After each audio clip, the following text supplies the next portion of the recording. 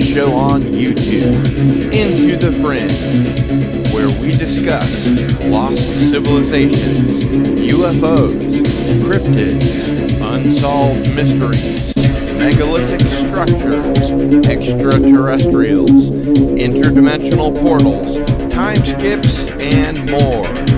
Don't change that channel, because now you are leaving the mainstream and entering into the fringe. Greetings, followers. It is I, Cardinal Sin, and welcome to Into the Fringe number 83 with Don Ecker and Dr. John Brandenburg. And boy, do we have a show for you tonight. Don Ecker was the director of research for the U.S. version of UFO Magazine. As a medically retired law enforcement officer, he puts a skeptical and honest eye on UFO and paranormal subjects. Ecker has hosted the critically acclaimed radio programs UFOs Tonight, Strange Days, Dark Matters Radio, and has been broadcasting about these subjects since before Art Bell. John Brandenburg, PhD, is a plasma physicist. He did his graduate work in California at Lawrence Livermore National Laboratory in a controlled plasmas for fusion power and has worked in defense, energy, and space research. Dr. Brandenburg was also part of the Clementine mission to the moon, which discovered water at the moon's poles. However, the focus of Brandenburg's scientific career has been to complete the great effort of Einstein to unify the two long-range forces of nature, gravity and electromagnetism. His books include Life and Death on Mars, The New Mars Synthesis, Death on Mars, and Beyond Einstein's Unified Field, Gravity and Electromagnetism Redefined. Welcome, gentlemen, to Into the Fringe. Oh, thank you. Great Gil. to be here, Gil. And Don, always good to see you. And you, John. John and I have been friends for, golly, I guess it's been 32 years now. 32 years. Been a long campaign. And long war. We have chased the night owl on several occasions. Absolutely, yes. We have. Well, it sounds like a lot of fun. And while people are rolling in, I just wanted to thank you, Dr. Brandenburg, for coming on the show. And of course, I'd like to thank Don for bringing you on. Honor and a pleasure, Gil. I wanted to mention that I've been interested in your career for some time, and I just read your 2 Mars books again, so they're fresh in my mind. And while our audience is generally an intermediate one when it comes to UFOs, you may have to excuse us for not being conversant in mathematics and physics. That's okay. I also taught physics and astronomy at Mass, so I can bring them along. Great. And we do have some folks here already. And we'll go ahead and say hello to some folks that we have here so far. Let's see. We have Canadian Spider-Man. Greetings. JM is here from Argentina. Mr. MH, hello. Herc 130 is here. Colonizer Jeebus, Darius Munchausen. And we have Radioactive, and more people are rolling in every minute here. And I wanted to go ahead and ask you, John, if I understand your hypothesis correctly, your contention is that Mars was once covered with an ocean of water, at least on its northern hemisphere, may have supported life, maybe even sentient life, and that Mars died twice. Can you tell us what this means, what evidence there is for these ideas, what planetary nuclear massacre occurred there, and who you think was responsible for it? Well, Mars tends to be an accident-prone planet because it's right next to the asteroid belt. And in fact, it absorbs a lot of asteroids that would normally hit the Earth. So they went through a Chicxulub, the Chicxulub impact on Earth wiped out the dinosaurs. There's evidence that they had the same thing happen on Mars. I mean, it was an impact just as big. And it occurred in the north where the ocean of Mars used to be. But Mars apparently recovered from that. They can tell that because they date everything on Mars by counting the number of craters it has. And if you have more craters, that means you're older. And if you have, less craters or no craters, it means the terrain is young. It's been wiped clean by like water. And so what happened was Mars apparently suffered a big impact, and then it recovered. They found more water channels that were after this impact. So Mars apparently, just like Earth recovered after the Chicxulub impact, Mars recovered. Now, then something else happened. So Mars was a planet like Earth, had a big ocean. And like Earth, it was a pretty rugged place. You could slam an asteroid into it occasionally and it would be okay. It would recover. But then something else happened. Something happened to take a planet that looked like Earth with an ocean, blue sky, clouds, and turned it into the planet it is now, a blood red thing that looks like the moon and has a very thin atmosphere.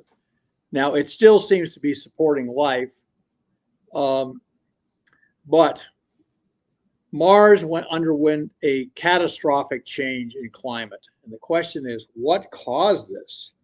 If an big asteroid impact couldn't do it, what could do it? And I finally found out, got to realize, I spent 9.5 years at nuclear weapons labs. I worked at Lawrence Livermore Lab to get my PhD there. I was there for 6.5 years. Then I went to Sandia National Labs in Albuquerque, another nuclear weapons lab. So I was surrounded by nuclear weapons people, even though I didn't work on that stuff directly. I worked on directed energy weapons, for instance, and also controlled fusion. But questions that normally would never have answers in the outside world, you could walk down the hall and ask somebody in that environment, what does this mean? And they would tell you. And the occasion that happened was I was studying Mars because of the Cydonia controversy. And we had found yet another face on Mars, a place called Galaxis Chaos. I love that name. And it's about 2/3 the size of the face in Cydonia. And of course, the face in Cydonia, 20 miles from it, is a 5-sided pyramid. It doesn't take a rocket scientist to figure out what, if you find a giant carved face and then 20 kilometers away, a 5-sided pyramid, it doesn't take a rocket scientist to figure out what that means. But it doesn't Hoyt. It does. Anyway, so anyway, we're studying that, and I'm standing in line in a library. In those days, you couldn't just download articles from journals and things like this. You had to go to the library, look up the journal, and then stand in line at a Xerox machine and Xerox it. This was back in 1984. Actually, it was 1983. And so I'm on the, no, it was 1984. Okay, so I'm standing in line with this bunch of guys, and I'm, there's about 10 people in line. And the guy next to me is a very genial fellow. We're just chatting. And he noticed I had this big book on Mars, results of the Viking experiments, landers on Mars. he says, "Oh, that's interesting. What are you studying Mars for?" And I said, "Well, look at the isotopes. This is really interesting." I opened the page and showed him the xenon isotopes in the Martian atmosphere, the relative abundances. And it had this big spike at xenon 129. And he looked at that and his smile disappeared. And he said, "Somebody nuked them." And he just looked at me. And then suddenly he looked embarrassed, like we were standing in an unclassified part of the lab. So he said, "Excuse me." And I knew what had happened. He'd said something classified in an unclassified environment. Pardon me. And so basically, I just said,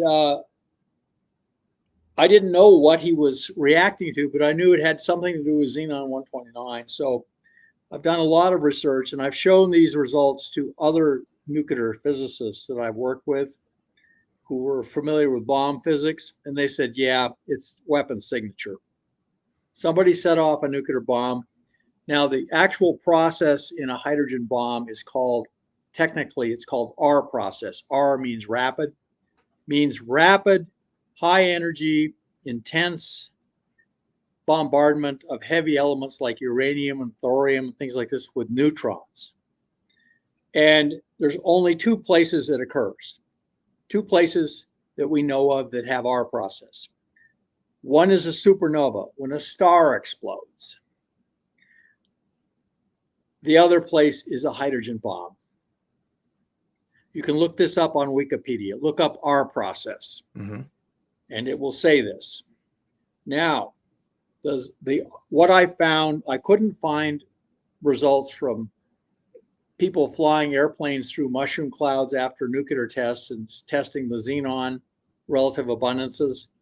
I couldn't find it. It's still classified.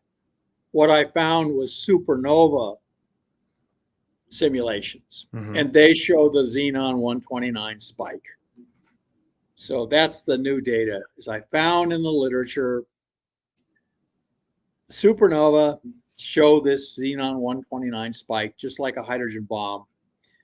And so I also found out that there's strong evidence that Mars' whole surface was heavily irradiated by neutrons from like a nuclear explosion. So finally, you look at maps they have, when they orbited spacecraft around Mars. Mars' atmosphere is so thin you can pass gamma rays right through it. So they measured the gamma rays from orbit over all these areas of Mars, and they made a map of gamma ray intensity. And you can tell each element, each radioactive element has a gamma ray fingerprint. And they found thorium and potassium and as it turns out, they show two hotspots on Mars that overlie each other, both for thorium and potassium. And then if you look around the other side of the planet, there's a place where the shock waves, apparently from explosions, came and wrapped around the planet and collided on the far side of the planet and made a pile of radioactive stuff in both thorium and potassium. So it can't be a coincidence. And that shows that apparently over the old ocean of Mars, kilometers in the air, so it left no craters, you had two enormous hydrogen bombs go off. These hydrogen bombs were as big as the Empire State Building. And they went off kilometers above the surface so they wouldn't make any craters. This same thing, by the way, happened at Nagasaki and Hiroshima. Airburst. The reason they do airbursts is it makes more powerful shock waves to kill people. Sure. They wanted to maximize death at both places. They wanted to end the war with Japan before the US invaded. And they succeeded. Now, on Mars, apparently the same thing, sort of phenomenon happened. You had these enormous nuclear explosions in midair, didn't create craters, but sent shock waves all the way around the planet to collide on the far side of the planet. By the way, the same thing happened when Krakatoa blew up. They tracked the shock wave coming around the Earth from the South Pacific up into the laboratories in Britain. And the shock waves all collided somewhere near the North Sea in Britain, near Britain, and then went back around the planet, and they reverberated about 3 times. Right. That was Krakatoa. This was the energy that you can estimate from both the neutron bombardment and from the xenon in the atmosphere is 10 to 100 times that happened when the big Chicxulub impact happened to wipe out the dinosaurs at Yucatan. Wow. And this happened to a planet half the size of Earth. It completely destroyed Mars. Mm-hmm. There was no chance of anything recovering. I mean, there's some microbes still left on Mars, apparently still clinging to life, some very tough microbes. But the major biosphere supported by the oceans and the rivers on Mars that we can see channels of, those all wiped out. And you can't get water to flow 2 feet on Mars now. It'll freeze and boil at the same time. And sublimate, yeah. Yeah, and sublimate. So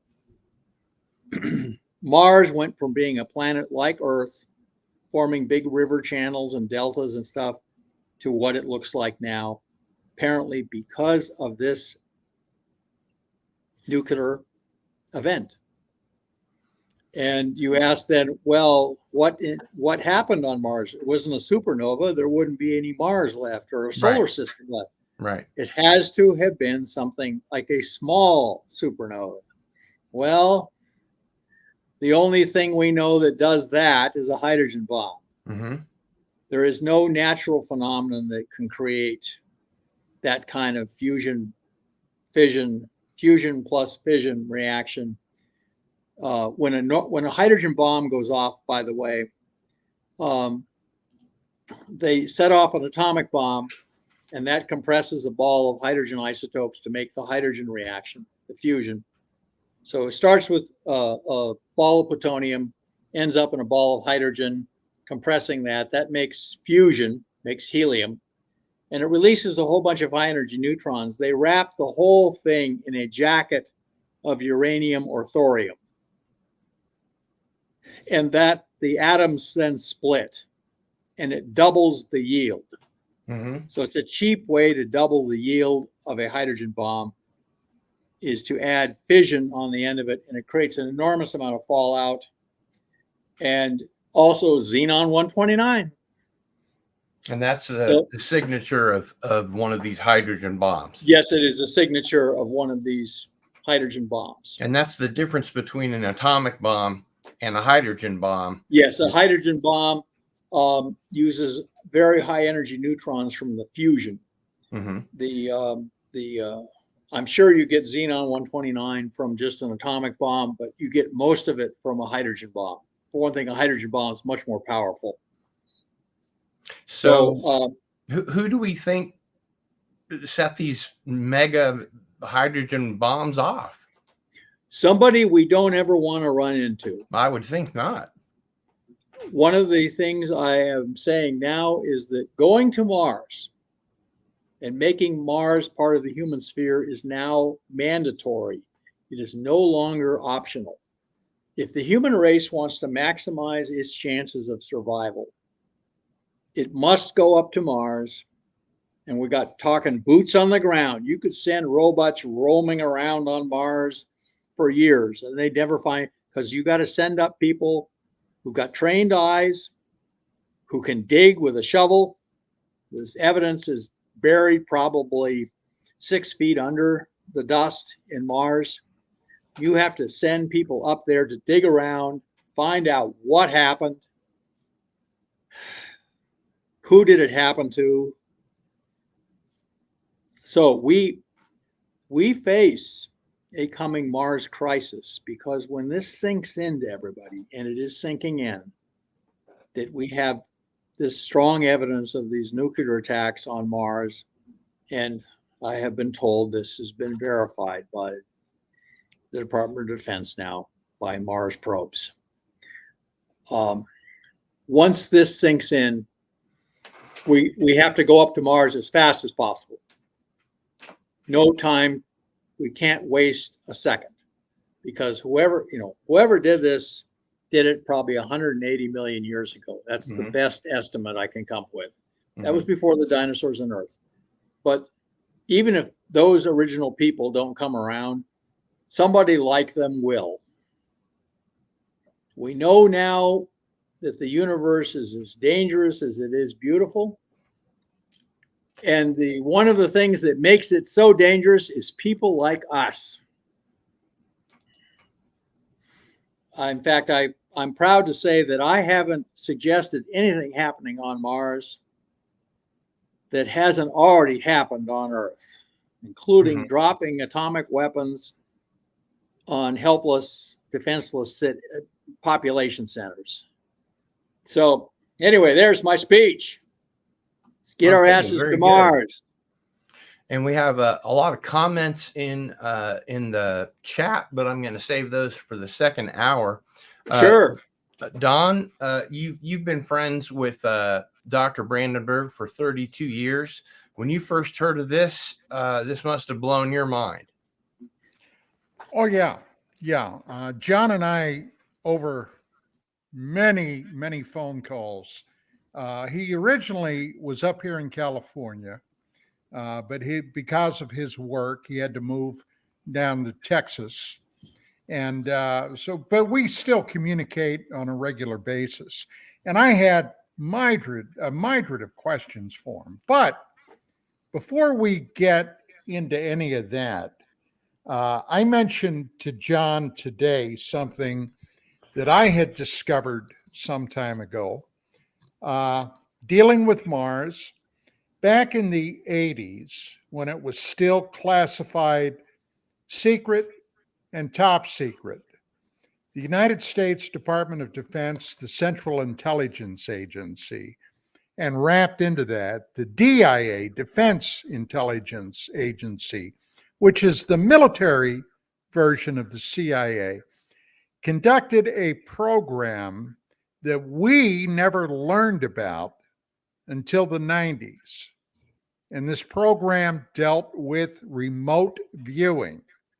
Okay? The remote viewing program basically taught military personnel how to utilize their mind and their inherent psychic abilities to witness things. For example, what was happening secretly in the Soviet Union, places where we couldn't send a spy aircraft, or we did not have human intelligence on the ground, and report back on what they witnessed. Well, we now know that actually happened. It actually worked, because if it didn't, they would have never financed this program for over 20 years.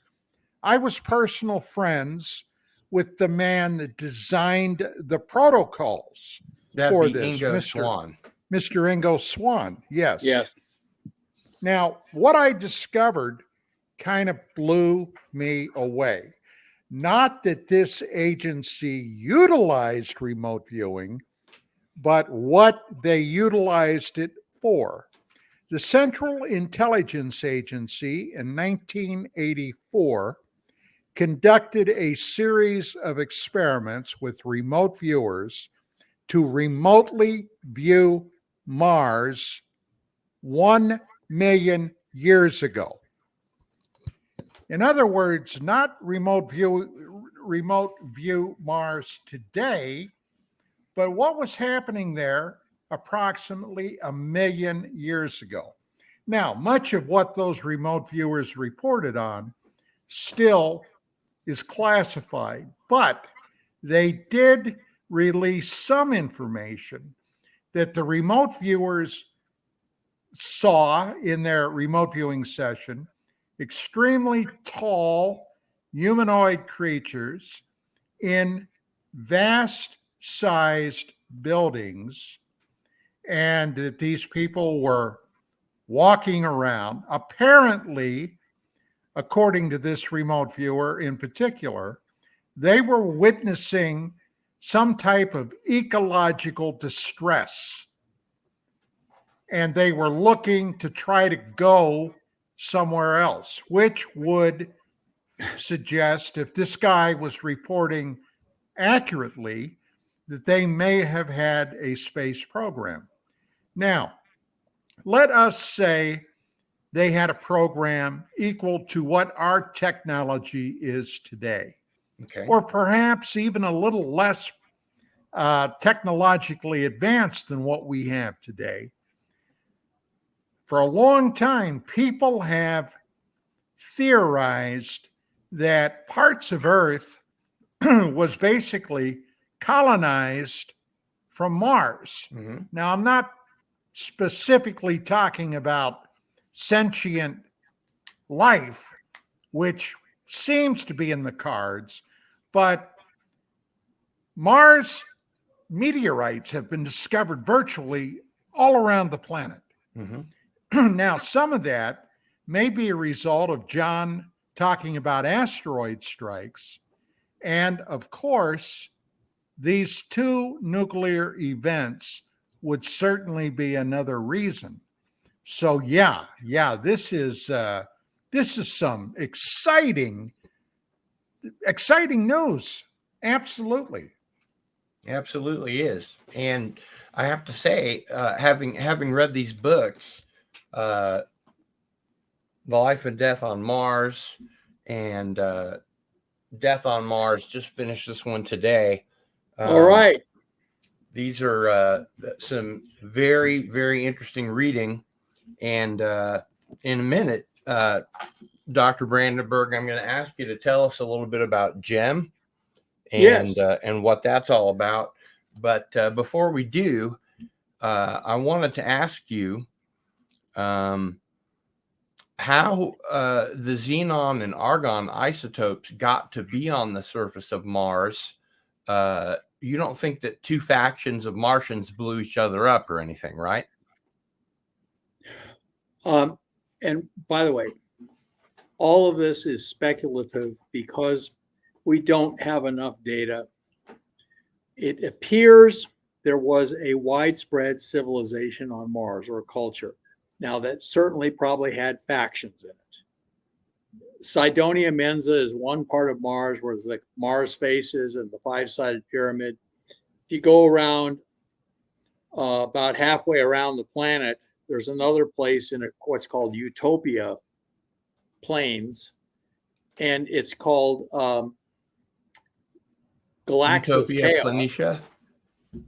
Yeah, Utopia Planitia. So on the kind of where there was ocean, and where the Viking lander landed was at where it would have been ocean in the Utopia Planitia. So what you find there, though, is another what looks like site of archaeology where there are two faces, one of which is a clone of the face at Cydonia. We now have extra pictures of it. In fact, they're in the book, Death on Mars. I documented everything so everyone can look it all up. That's my own personal discovery, by the way. John, you found some brickwork, what appeared to be brickwork, also. Yes. What's called the De Pietro Molinar Pyramid, the five-sided pyramid near the face on Mars, about 20 kilometers from it, has a square that looks like a doorway on it. But actually, if you look closer, and we now have repeated pictures of it, showing this square area, it's a region of collapsed brickwork. It was like a bunch of brickwork suddenly gave way and left a square shaped kind of hole with a kind of landslide debris slide beneath it. So this is obviously not natural. This is brickwork. The pyramid was apparently a mountain that was shaped by the culture on Mars to look like a pyramid, and then they covered it with brick to make sure it wouldn't erode. Right. So this is a leftover from, and you know, the face on Mars looks like it was a hill that looked like a face, and they basically had 10,000 people working for 10 years to shape it into a face and cover it with brick. So same thing. So we found these two areas. Now the civilization looks as though it was primitive. It doesn't, it looks like Stone Age, you know, Old Kingdom Egypt or the Mayans. Mm-hmm. But we don't know, because all we're seeing is the ruins. If everything on Earth perished, God forbid, and Earth turned into another Mars, you would see the pyramids in Egypt and the Sphinx, but all the cities would decay into dust. Sure. So you might think that civilization on Earth never advanced beyond the Sphinx and the pyramids, but of course it did. It's just that stuff was not built to last.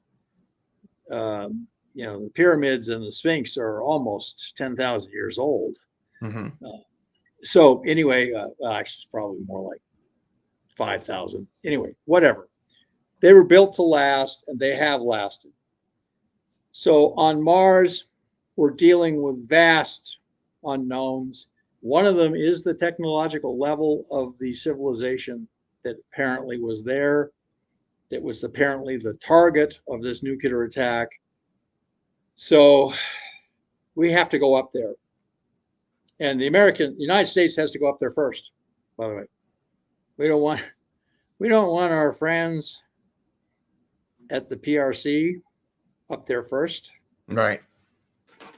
We have to get up there first. Now, you make a case in your books for a human presence on Mars, that we should colonize it, terraform it, and make it a second Earth-like habitat. Yes. Now, wouldn't the radiation on the surface be dangerous to Mars colonists, or has it dissipated since old Mars? Other than the cosmic radiation, the radiation from the sun that's cooked everything on the surface, is there leftover ionizing radiation that could be hazardous to Mars colonists? Yeah, the initial Mars settlement, everything will be inflatable domes, and then they'll pile dirt on it, Martian dirt, several feet of that, just to protect it against the ionizing radiation. As it turns out, NASA has been studying how to put giant superconducting magnets in orbit around Mars, and it turns out you can protect Mars. You can create an artificial magnetic field by putting these giant superconducting magnets cooled by liquid nitrogen, which is not hard to do. They orbit Mars, and they actually protect Mars from the radiation, just like the Earth's magnetic field protects us. So that would create an artificial magnetosphere. Right. Yes. I saw a superb paper on that at the Mars Society meeting where I was at just recently in Phoenix, Arizona. And this is Robert Zubrin's organization? Yes. Bob Zubrin. He's just a very single-minded, very determined guy. Perseveres, and now he's getting his wish. We're going to Mars. We are going to Mars. Okay. We're going to Mars, and we're going to use a lot of the stuff that he figured out how to do. Now, Don, when you hear this, what do you think? Well, back in 1991, I broke a really big story which contained elements of both the USSR, which at that time had just collapsed, but the USSR, their space agency, Glavcosmos, and NASA. Now, in 1988, Glavcosmos and the Russian Soviet Space Agency launched 2 probes to Mars. They were Phobos 1 and Phobos 2. Okay. Now, what we in the West were not aware of until much later was the fact that NASA was an integral link connecting those missions with us. All their radio telemetry, they being the Russians, was feeding back through Goldstone, okay, a vast antenna array system that we then fed to the Russians. Now, on board those two probes were elements of Russian space technology and NASA technology. Now, remember, nobody in the West knew that at the time. No, nobody They knew were it. keeping that from the public. Why, I don't know. But Phobos 1, the first probe launched in, I believe it was July of 88, disappeared after a month in space. Gone. No idea what happened to it. And if you look at the history of space exploration and Russian and American attempts to get to Mars, over 30% of all launches ended up failing, going back to the 60s. And the space scientists here in the West used to joke about it. Not very funny joke, but they joked that there was something called the Great Galactic Ghoul out there. Okay. Now, they then launched Phobos 2. Now, they originally said Phobos 1 failed because of a combination of human error and computer error. Okay, I guess they were using Atari computers over there instead of IBM or something. I don't know. But anyway, the Russians got there in 89. Now, on board that probe were a number of experiments. They put that probe in orbit around the Martian moon Phobos. Mars has two moons, Phobos and Deimos, okay? And these moons are very odd in the solar system because they're in a retrograde orbit, okay, which is not natural. Right. Which even back in the 50s, in the 1950s, later 50s, Soviet astronomers theorized that they might be artificial. Okay. Now, while Phobos 2 was in orbit around Phobos and Mars, Phobos 2 took a vast series of photographs, not only of Phobos, but also Mars. And they got some very surprising results, which I'll go into in a moment. But on board this craft was a vastly powerful Russian laser and also several NASA experiments.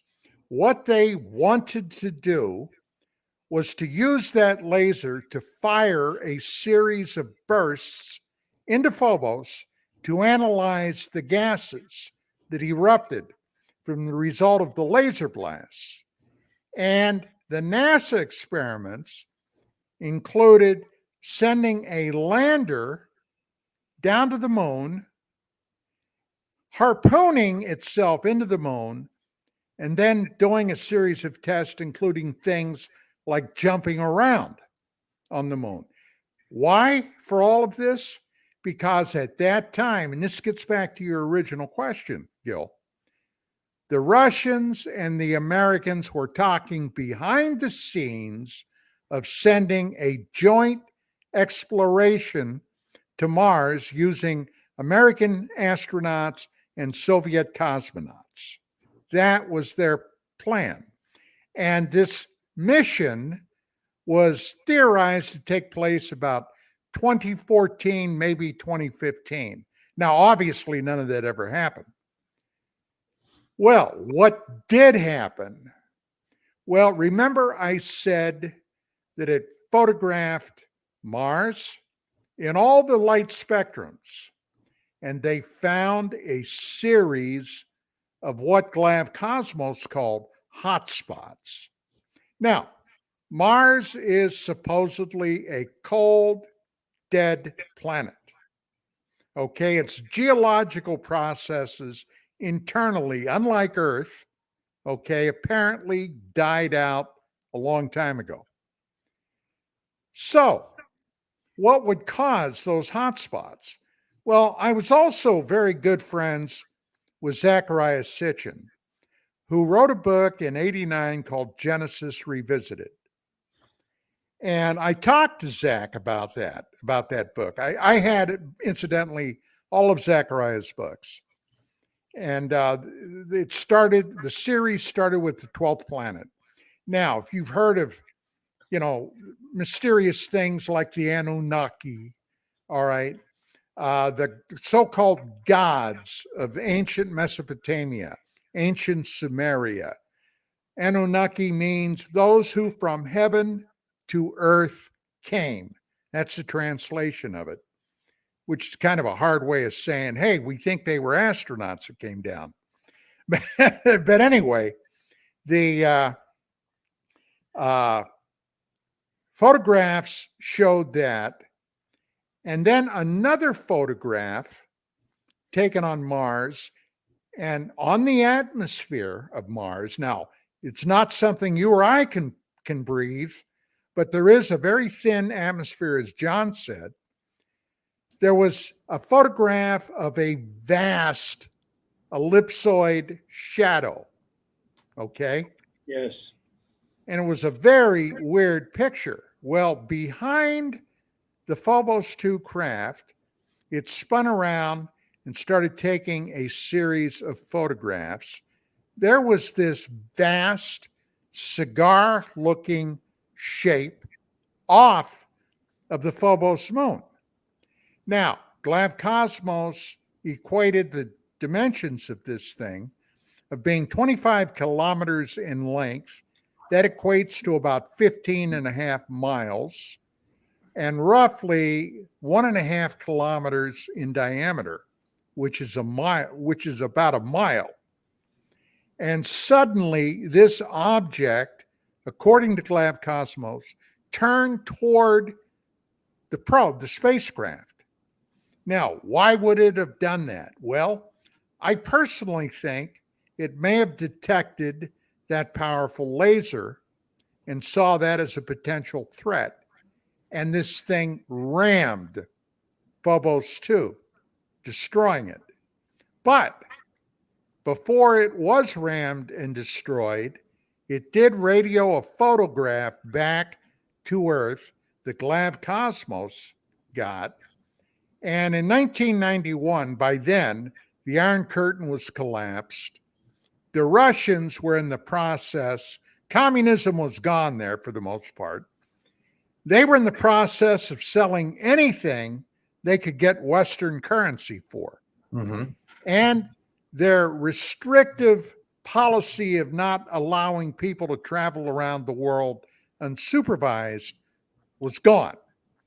Well, as a result, retired colonel of the Red Air Force, the Soviet Red Air Force, Dr. Marina Popovich, traveled over to the United States. And I met Marina, and she was speaking down in Arizona.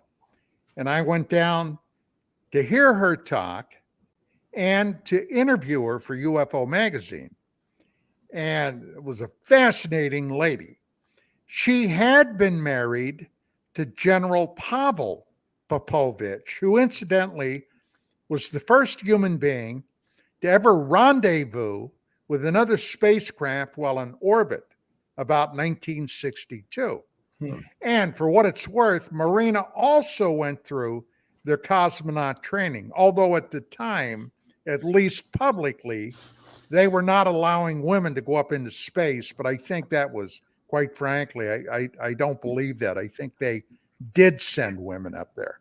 Mm-hmm. But at any rate, she then divorced him because he ran off with his secretary, as she told me, and she wasn't happy about that. But anyway, she was shocked that I knew anything about that. She had no idea that we in the West knew anything about their mission, much less the fact that it was a joint American-Soviet mission. So yeah, that all came down to you never really know what the hell's going on behind the scenes. Anything I hear these days, and John will basically verify what I'm saying because we've talked about this a lot. I don't believe a damn thing I hear from anybody, not until I can see it with my own eyes, because they're all lying bastards, and that's Right. just how it is. The way you Talk can tell about they're lying UFOs is to their see if lips they are lie. moving. Talk about UFOs and see if they're lying about it. Now, John, I noticed Yes. that you referred to Mars moons Deimos and Phobos as fear and terror. How come? Yes. Oh, that's what their name means in Greek. I see. Phobos means like phobia, fear. Gotcha. A phobia about something, and Deimos is terror, extreme fear, panic. Those were the two children of Mars in the ancient Greek legends, and they seem highly appropriate now. Well, John, is it not true that Phobos and Deimos were not even discovered until the 1870s? And we certainly had astronomy professionals that had equipment good enough that they could have seen them before. And they were never witnessed until about, I think it was 1874 or so. Suddenly, boom, they popped up. Well, actually, believe it or not, their existence was prophesied in science fiction by Tom Swift, the guy who wrote Gulliver's Travels. Wrote another chapter of Gulliver's Travels where he goes to the city where this astronomer has seen two moons orbiting Mars. And that was written in like the 1700s. Before anybody had a good enough telescope to know that, but he just guessed it. And science fiction has often been prophetic like that. But the Phobos and Deimos discovery, we've got some close-up looks of it. They don't look like space stations. They look like big asteroid kind of things. But Mars, it means that Mars is a system. It's not a planet, it's a system. So if we remember when we were going to the moon, the big leap was Apollo 8, where we sent our Apollo spacecraft. We're talking guys really hanging their behinds out over the abyss to the moon. They went into orbit around the moon and then they came back, and then we knew we were going to the moon after that. And we can do the same thing with Mars by sending our astronauts up to land on Phobos, and you can dig into Phobos and protect yourself against radiation because it's dirt. And we have then put our footprint in the Mars system, and that will be the equivalent to an Apollo 8 mission. And it's much less risky to go land on Phobos. You basically just dock with it because it's got such weak gravity, and establish a base there with a hospital and other things, kind of a space station underground. And then you can then prepare a mission to the surface from Phobos. And it's a much better way to go than just sending people straight from Earth to land on Mars. And by the way, the most dangerous part of a Mars surface landing, is not the landing. It's taking off. You have to have a big rocket to get off the surface of Mars and even get back up into orbit around Mars. It takes you something like you need something like a Falcon 9. It's a lot bigger than the moon, or it has a lot more mass. Yeah, it's got about 40% of the gravity of Earth, and it's got an atmosphere which you have to fight to fly, just like in the superb movie The Martian. Mhm. So the most dangerous part of a Mars mission is not landing on Mars. You can do that with basically a big parachute. It's coming back home. So, in fact, the initial Mars mission people may just elect to just stay there for several years, and then be reinforced. And finally, we'll get systems that are, let's say, man-rated from Mars to boost them back up and so they can come home. I'm curious, as an aside, have you seen the series For All Mankind? And if Yes, I so, what did. do you think of it? Oh, I thought this was magnificent. They did a really good job on that, and I believe it will turn out to be prophetic. I don't know about, well, I don't want to spoil it for anybody, but there will end up being a race to Mars, I think, Hmm. because we're gonna, it's gonna be widely acknowledged that Mars was nuked, or at least it looks like it was nuked. We have to go up there and find out how, why this happened. It's essential to our own survival. So Now, it won't happen here. you mentioned that you think that these two, mega weapons were deployed 180 million years ago or so. Yes, that's because we have Mars meteorites that were exposed to heavy dosages of neutrons as if they were through a nuclear blast. But one of the Mars meteorites is actually a lava sandwich. It's two lava flows that apparently one flowed and then another one a few days later or a few hours later flowed over. So they both hardened into one rock, but with this sandwich in between them. Basically, you can see it's two different types of lava. One part of it is heavily irradiated neutrons, and the other part is much less. Hmm. So that means whatever happened, and if you date the rocks using radioisotopes, you find that they're almost exactly the same age.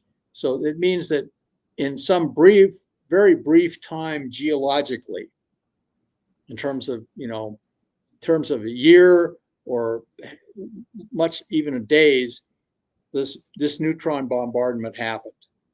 So that's the best data we have to say a date of about 180 million years ago. Now, that was before the dinosaurs on Earth. There were giant bullfrogs around then, I think, Hmm. but there weren't any dinosaurs. It was the age of amphibians. And so it gave way then to the age of the dinosaurs. So I think we have at least a date estimate, and I'm very grateful that whatever happened, or whoever did this, they're long gone. And I believe the law of karma has caught up with them by now. Hmm. They probably won't be coming back, but somebody like them. It just Good. shows that there are people in the universe who are capable of this stuff out there, and we have to become spacefaring to make sure it doesn't happen here. Sure. A number of years ago, I read a series of books, 3 books, written by, of course, the same author, that basically took place over several hundred years. And the last book in the series encountered a race of AI, which apparently destroyed their organic creators. And then they went out into the universe. They, of course, had star drives. They had the capability of going hundreds or thousands of light years. And they would search out any planet with organic life on it that showed sentience and then destroy them in a preemptive strike, because there was always the possibility that at some point they could become aggressive or a danger to them. That was Right. their reasoning. So yeah, I can see, John, I can see what may have happened on Mars 180 million years ago quite clearly. Somebody may have decided that a culture on Mars existed that would later be an existential threat to them, So they became an existential threat to the Martian culture and decided to preempt and destroy them while they were still primitive. Mm-hmm. And I'm going to ask both of you this question. Do you think there's a good chance that we are descended from the Martians? I think in a biological sense, I believe it's highly likely. One of the things that happened in Earth's biological history was what's called the Precambrian explosion, where suddenly all this advanced life appeared on Earth, life breathing oxygen of all things. In an eye blink. In an eye blink. And suddenly there was and basically this looks like a biological invasion from Mars. You could imagine a big asteroid hit Mars and showered the Earth with a whole bunch of meteors from Mars. And some of those meteors had life-bearing bacteria on them. So that would mean that the Precambrian explosion was an invasion from Mars, and that's what made Earth life suddenly jump on the evolutionary scale to start breathing oxygen and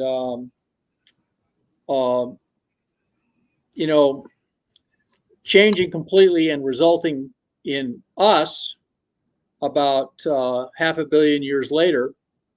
So it's very possible we owe our genetic heritage to Mars. I'm less, and I will just tell you my own impression. The civilization that was on Mars looks like it was primitive. We don't know its technological level. Right. We have to go up there and find out. But right now, it looks like it was primitive, which makes it even more pathetic that it was wiped out by an attack from space. And something akin to the Bronze Age, John? Yeah, something akin to the Bronze Age. Imagine UFO aliens showing up in the times of ancient Greece and at the Trojan War and deciding to blow up big hydrogen bombs over the Earth and wipe everything out. That's sort of what happened.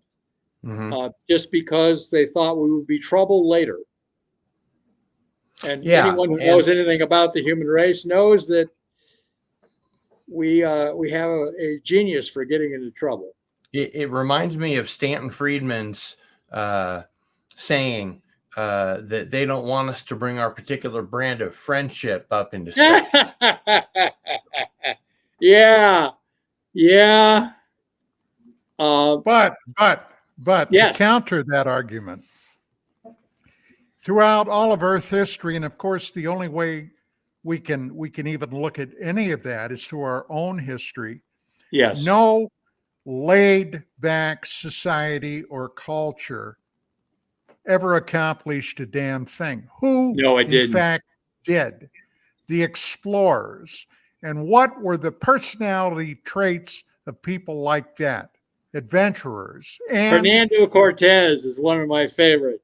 Yeah, Landed in Mexico, old Mexico, ran into the Aztecs and said, I got 800 men here. We can take these guys. Yeah. And they did. And so, if it had been the British, they would have landed there, run into the Aztecs, and gotten right back on their ships and sailed away. But no, it was the Spanish who'd been fighting the Moors, the Muslim Moors, for 800 years. These guys were just a warrior culture, just like the Aztecs, believe it or not. They were very fierce, but they're very fierce. The conquistadors, the guerrero, the man of war. There's no reason to believe that extraterrestrials in other star systems would deviate from that blueprint. Nope. Yeah, the people who discovered America were not a bunch of scholars. They were adventurers and swashbucklers and conquistadors, and I imagine the same thing's going to happen in outer space. You just people who like to sit around and meditate all the time, they don't discover big things. Well, let me ask you a question, John. And this is something I think you and I have discussed a couple of times. Right now, if providing, of course, we don't end up nuking ourselves. Right. Dust One of the reasons down I'm here. talking about this is to try and prevent that, by the way. Mhm. No, I'm not talking about ET. I'm talking about, Yeah, we got plenty of nukes here on this planet. Oh, yeah, we do. But when would you realistically guesstimate we might be able to travel to the stars? Oh, to the In a side? lifetime, in a single lifetime, not generational shifts. Mhm. Oh, I think based on the work I've done on unifying gravity and electromagnetism, which is, this unifying electromagnetism with the idea of the structure of space-time, I think we'll be able to do that in the next, before this century is out. We'll have our own warp drive. I believe that. Now, going to Mars will greatly accelerate that because of things we'll learn on Mars. So I think we can be on Mars by 2030. So you believe that it's possible we could have star capability by the 22nd century? Yes, or even sooner. Huh. Sometimes, necessity is the mother of invention. And we're going to develop a lot of space technology really fast to get to Mars fast. We're already doing it. Well, you know, this black culture that we inhabit here, especially in the United States, okay? And you and I have talked about this on my radio show. We've discussed things like what technology may covertly be being used right now. And we talked about a secret space program. You know, we've over the years, I've witnessed a lot of videos coming from the ISS, and every once in a while, something huge will pass the ISS. Now, some of that may have been ET, some of it might not have been ET. Just passing through, just getting a few happy snaps. Oh, yeah. And they would immediately lose the feed. Okay. Yeah. The feed. We're experiencing technical difficulties. Now, the question is, if that is feasible, and I know you have not discounted that, no, what might they be using? Electromagnetic drives? Yes. No, according to the theories that I have published, called the GEM unification theory, I essentially, building on the work of Einstein, Kaluza, Klein, and Hal Puthoff, who's just a genius, who also was into remote, one of the founders of the remote viewing program, by the way, brilliant man, and Andrei Sakharov, who basically you can find out that the structure of space-time is a fabric of electric and magnetic fields. That means if you can tinker with those electric and magnetic fields, you can reshape space-time. And basically, if you bend space-time, you have controlled gravity, because gravity is the curvature of space-time. If you can curve space-time artificially, you can control gravity. Once you are able to bend space-time into a pretzel, then you have warp drive. The Albuquerque warp drive is basically bending space-time into a pretzel. He doesn't say how to do it. He just says, if we do this, we can travel however fast we want. Well, I remember somebody, I don't remember who it was. I'm sure, Don, you'll be able to remind me, but somebody said that we had the technology to send ET home 50 years ago. Ben Rich from Lockheed Skunk Works. Yeah. That's right. Now, he may have just been exaggerating a little bit. See, we haven't heard much from Ben Rich lately. Is he? No, he's dead. Well, he's passed on. He's gone to warp drive himself. Then Yeah. now, who knows? I think he was maybe exaggerating a little bit, but who knows? Or maybe not. Maybe not. Or maybe not. Once you capture some, let's just say, if it fell into our hands, spacecraft from some other species that were warp drive capable, and we were able to analyze the record, we could probably reverse engineer it. Do you guys know who John Andrews was? No. The name is familiar. John Andrews was one of the wheels down at Tester Corporation. Tester, of course, are the model making people. And Yes. Tester used to drive the DOD, the U.S. Air Force, and everybody else absolutely insane because they had an intelligence service that could, on any day of the week, equal the CIA. And they were coming out with stuff all the time. As a matter of fact, I was just contacted a few days ago on a website that I used to frequent, not a website. Well, yeah, it is. I used to frequent quite a bit. I had put up, this is probably 10, 12 years ago, a number of my original radio shows on.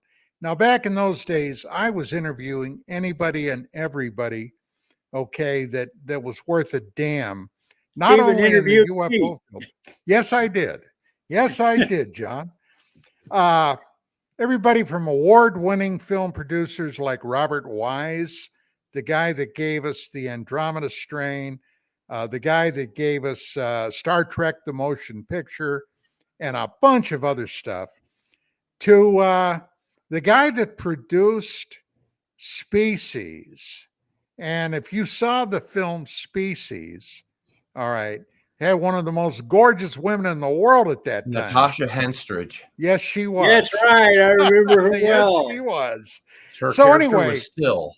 I had interviewed John Andrews, and this was in the wake of the Bob Lazar controversy about Area 51 S4.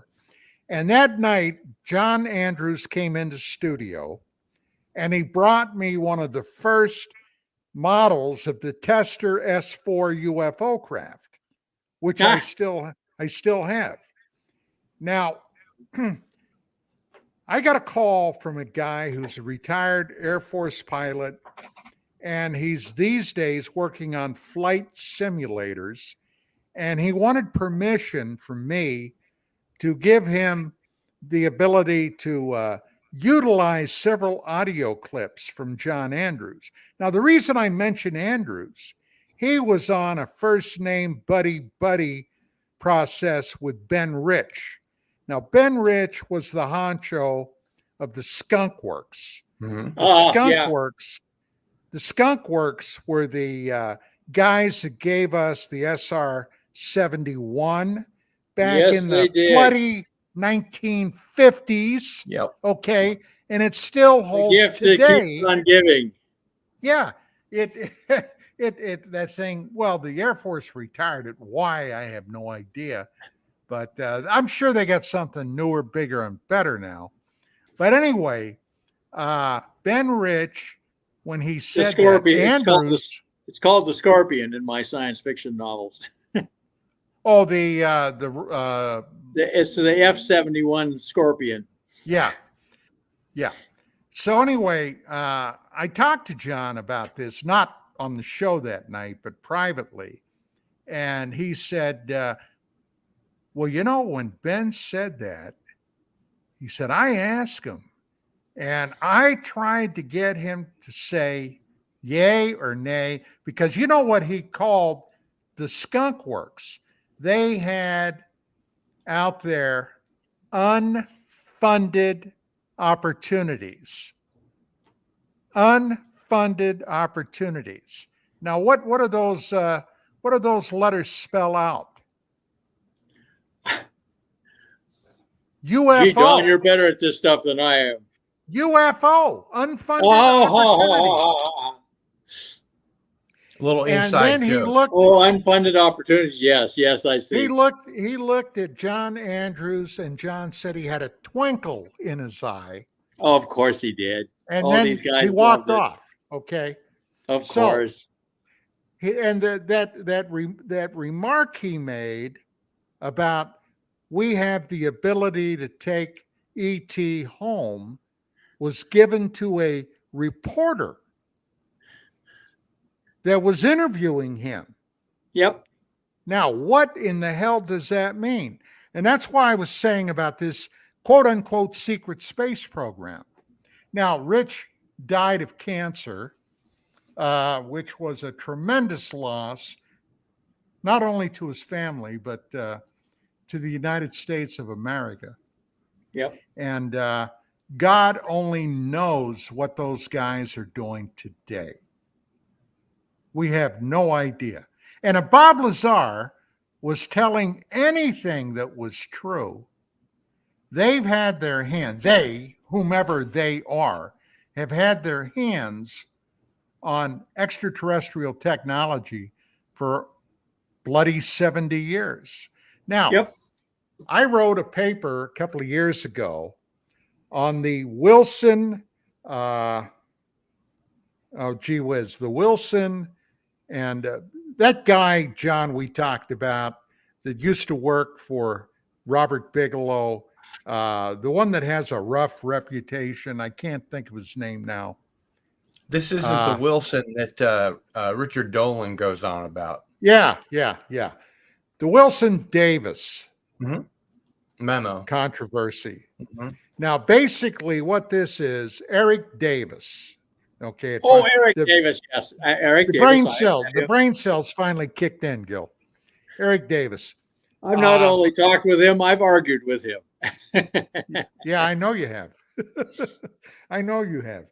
Anyway, when Dr.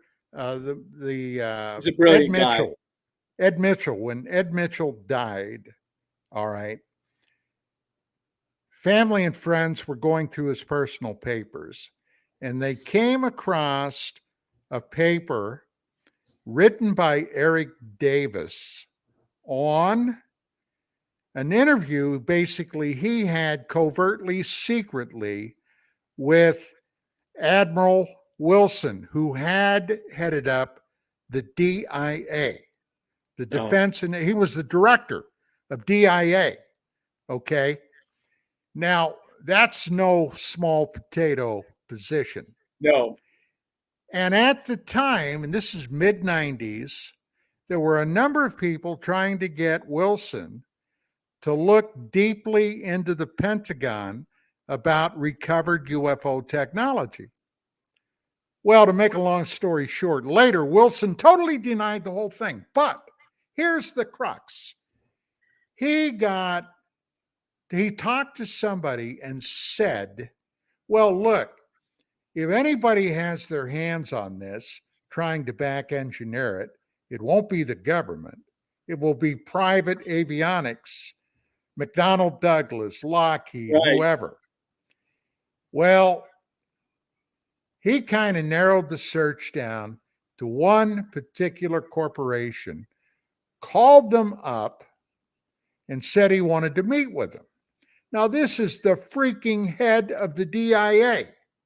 Yep. They wouldn't talk to him about anything, but said if he wanted to talk, he'd have to fly out to California, and they would hold this chat inside a secured vault.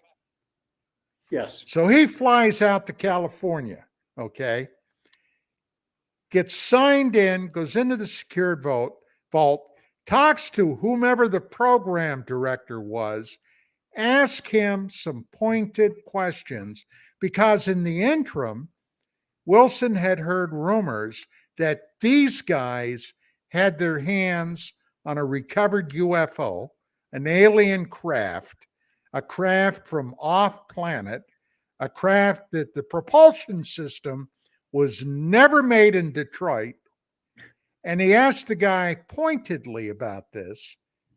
And he looked at him. He looked at the admiral and said, "Sorry, you're not on a need to know basis. Not a You need might to as know, well yeah.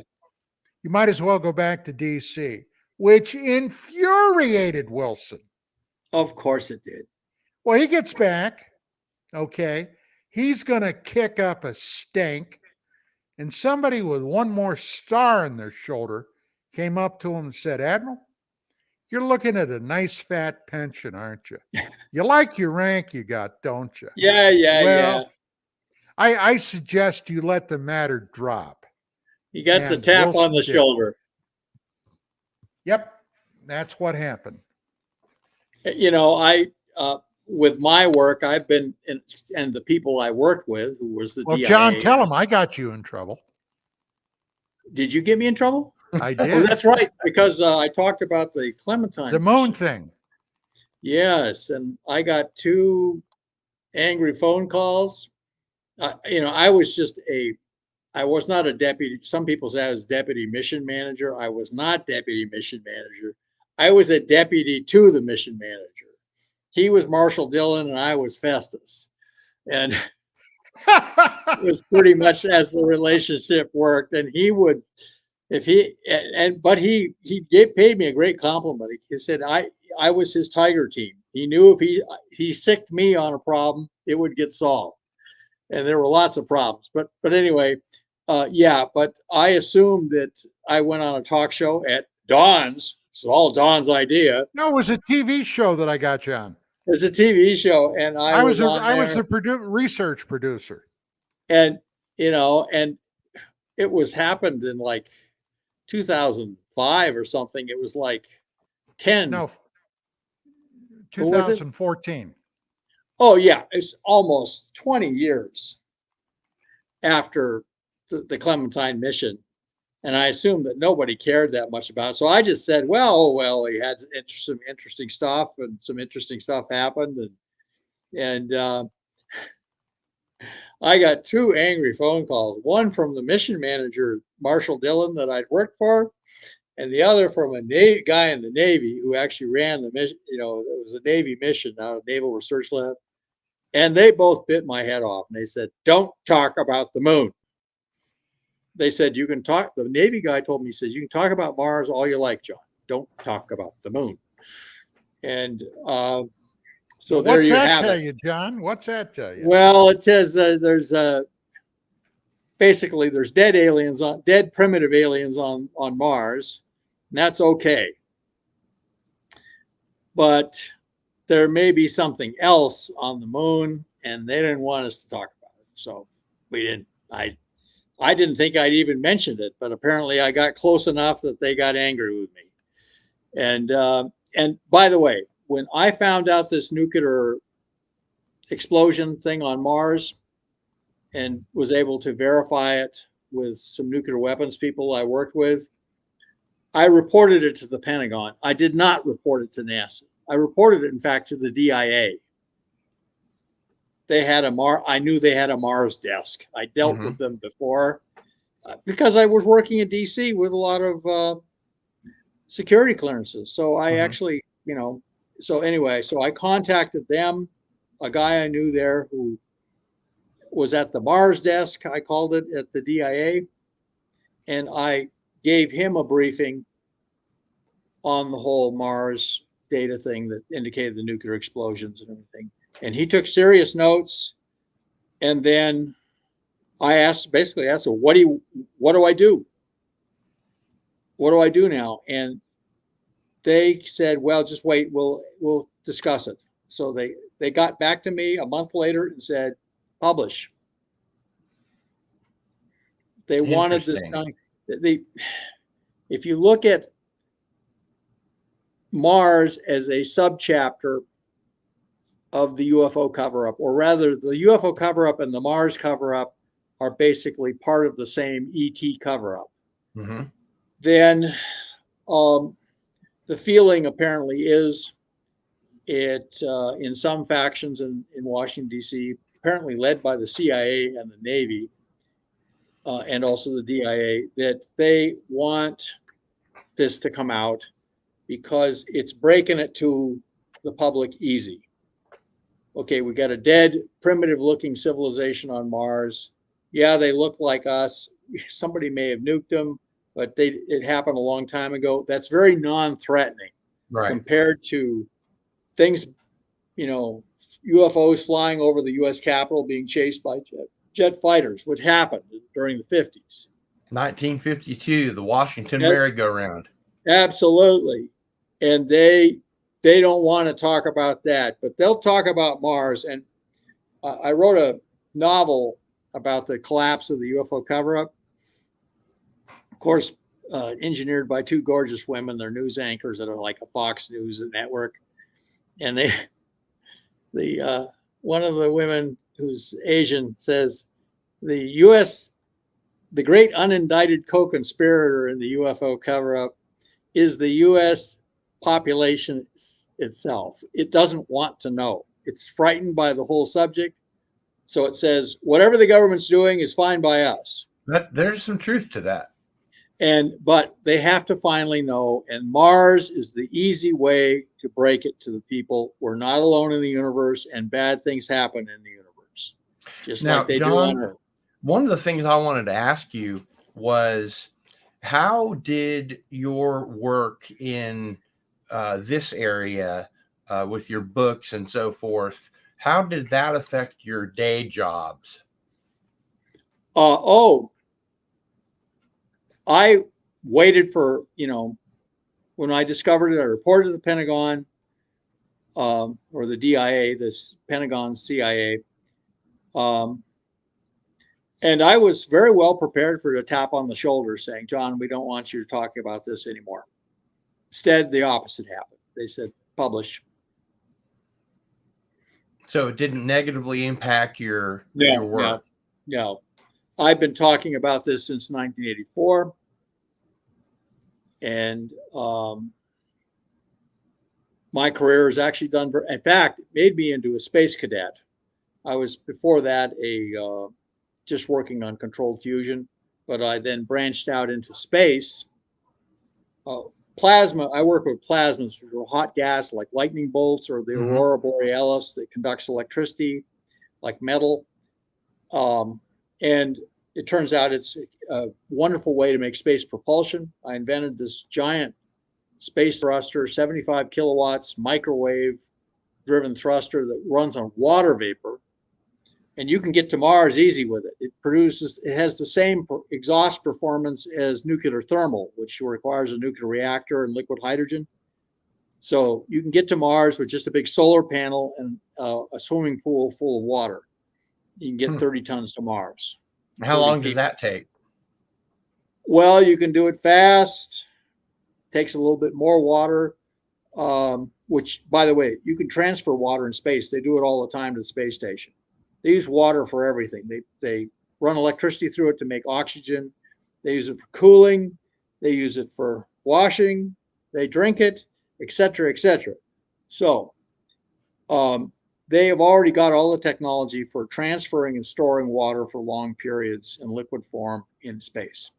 So what you do is, if you want to go to Mars really fast, you burn a lot of water with a big solar panel driving these microwave thrusters, and you can get there quick, like 6 months. And then you brake on the Mars atmosphere with basically a big heat shield, and you can actually get in. You don't have to land on the surface then, or you can land supplies, but basically you can then land people, get people into orbit around Mars by aerobraking on the Mars atmosphere. Use the Mars atmosphere instead of rocket fuel. Right. So that means you can get to Mars quick, 6 months. The more leisurely route is for cargo. You can do that in 10 months. That's, it uses a minimum amount of water. So you can pre-position all these supplies on Mars and on Phobos, and then send the people up first to Phobos, and then from Phobos to the surface. And we can do this thing. By the way, I call that plan Mars X. You can see it. I gave a presentation at the Mars Society meeting back in 2017 on it. You can see it on YouTube. John, And I have a question. Yes, yes. Now, obviously, we are nowhere near to having Star Trek type technology. No, We don't have anti-gravity. Okay. not yet. No. Everything is weightless. Now, this is going to sound like a joke question, but I mean it seriously. Sure. I've always wondered, how do you urinate or defecate in space without it getting messy?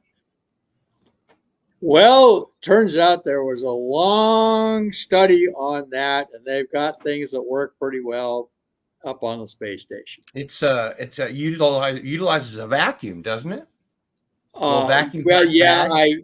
I don't know all the details, but I do know that they've got systems that work really well using some air currents and stuff like that. They use a minimum of water. You know,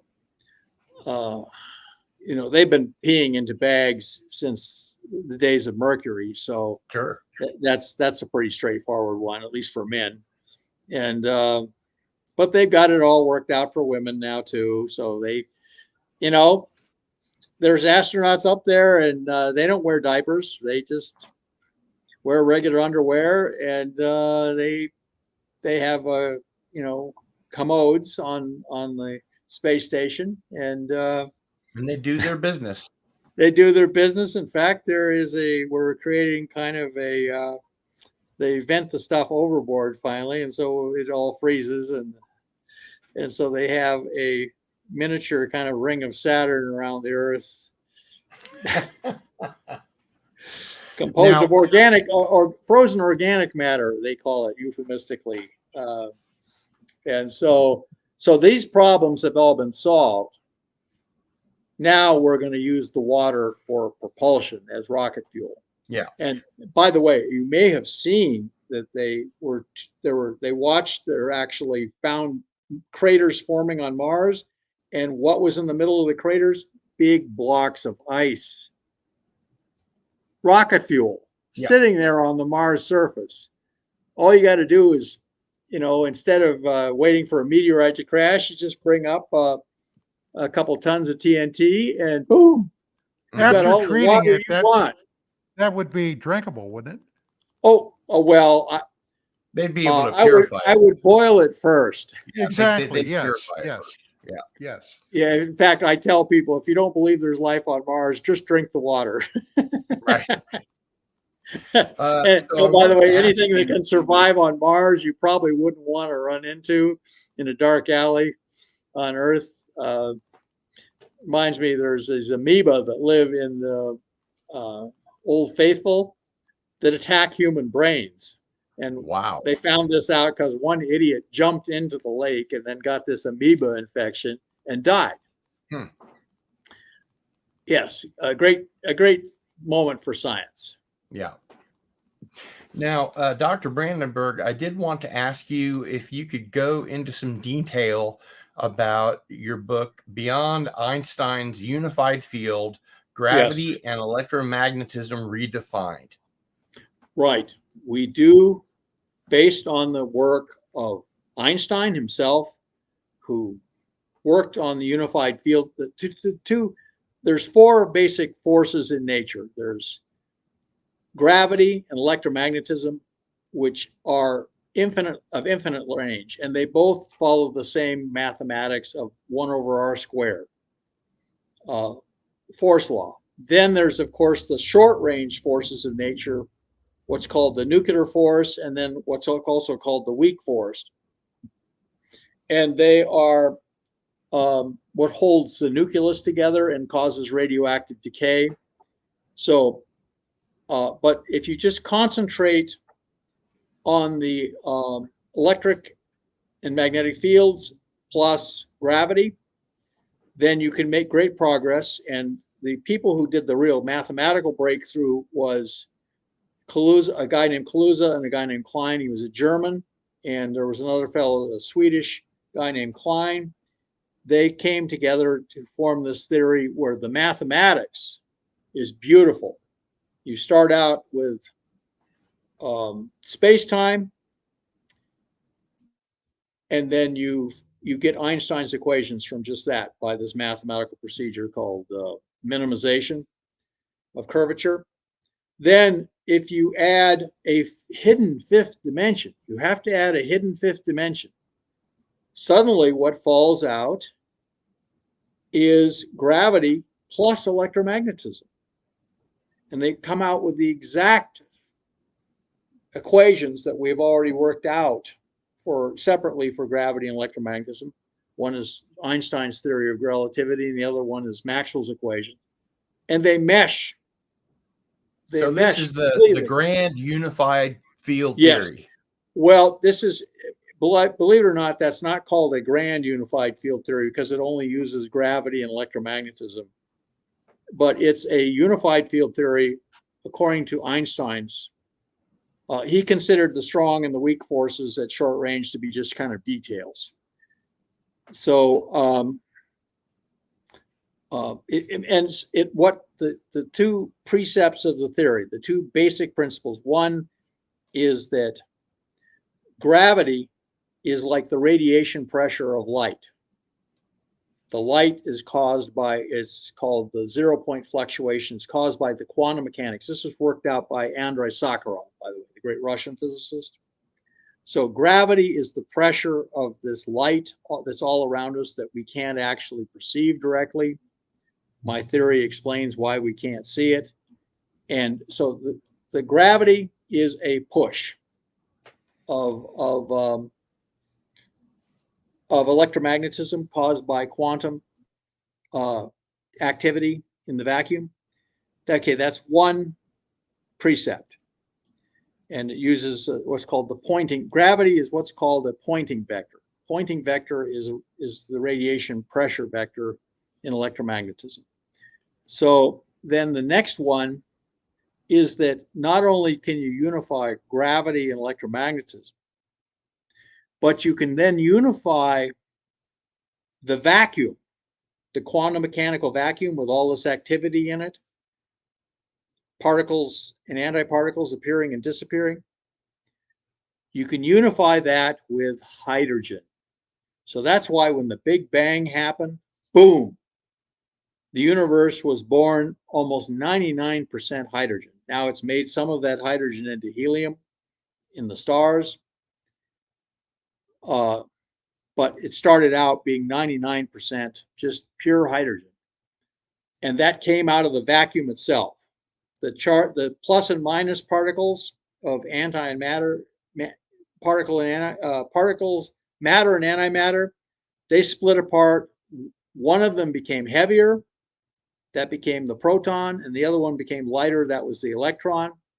So you got hydrogen, which is a proton and an electron. Einstein called this the two-particle paradigm, that he basically said, okay, the universe is basically hydrogen, the rest is details to be worked out later. And as it turns out, the magic number of the universe, everybody's prepared, get paper and pencil. The magic number of the universe that unifies both gravity and electromagnetism and the hydrogen with the vacuum is the number 42. I was just going to say that. Yes, it's not the first. By the way, that number pops up in Alice in Wonderland. And of course in Life, the Universe, and Everything.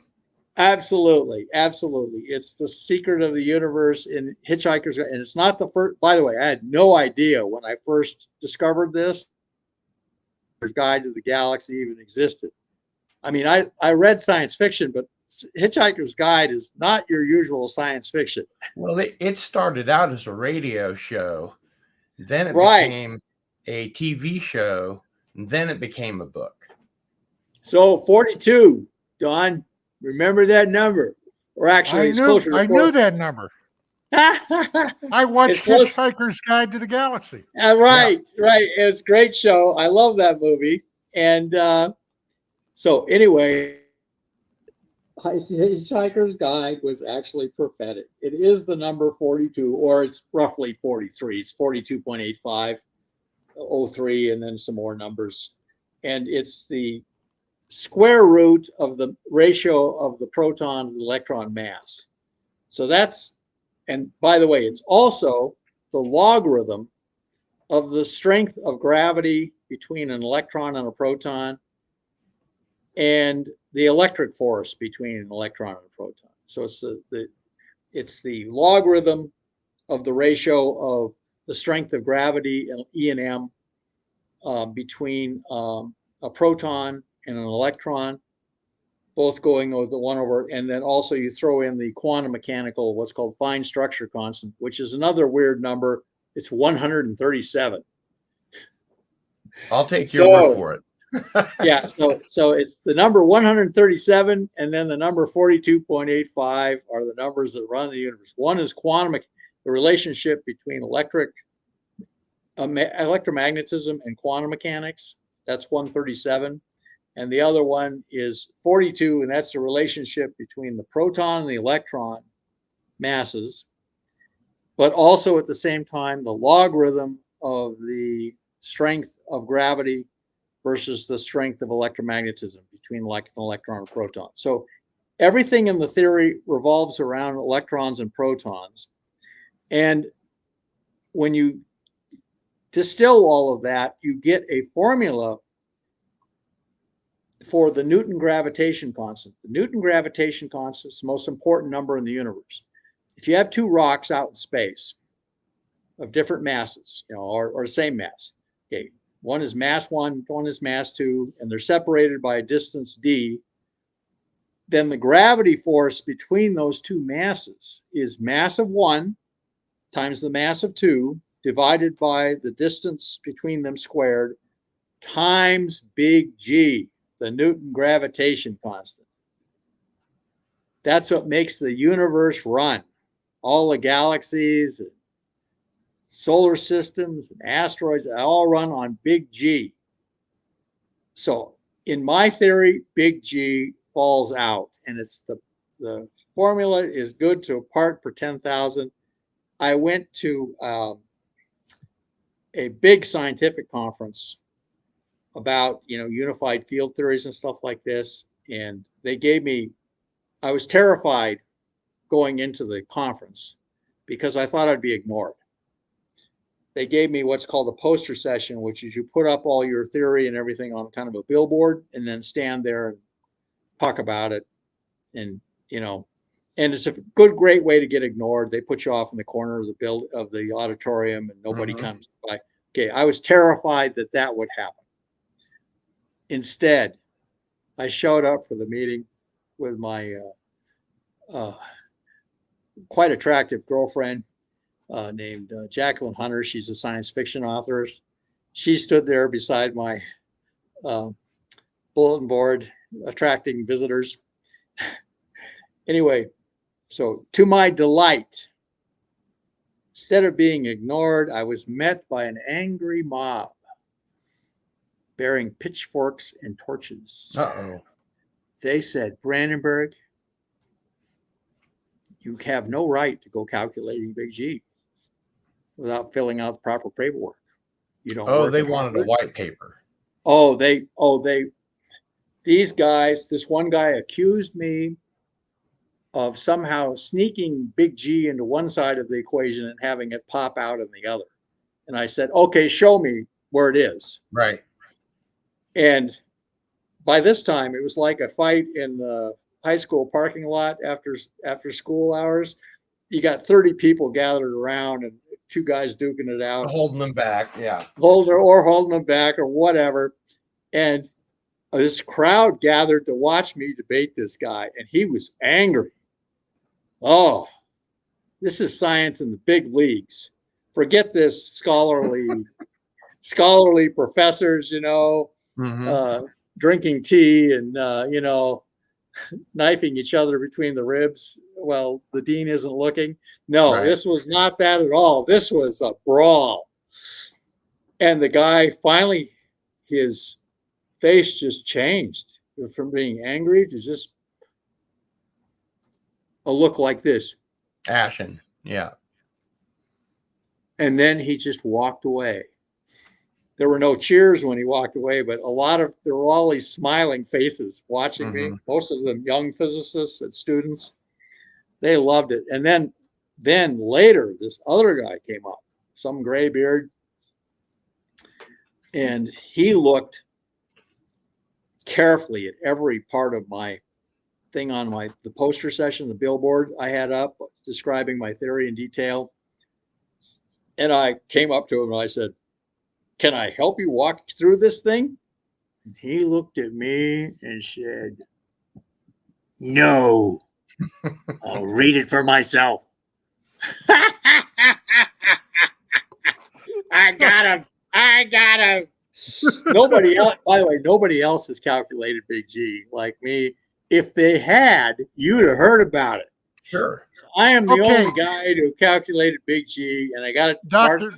Brandenburg. Yes, I'm sorry. I'm sorry. I'm freewheeling here. I'm stream of consciousness here, Well, Don. That's why we're here. That's why we call it Into the Fringe. Okay. I read a number of years ago. Live long and prosper. Exactly. And what I'm going to be asking you right now may show that we may not live long and prosper. Yes. I read a scientific article a number of years ago that theorized that roughly maybe it was either 25,000 years or perhaps 250,000 years, that the solar system, which incidentally is also orbiting within the orbit of the galaxy. That's right. Okay.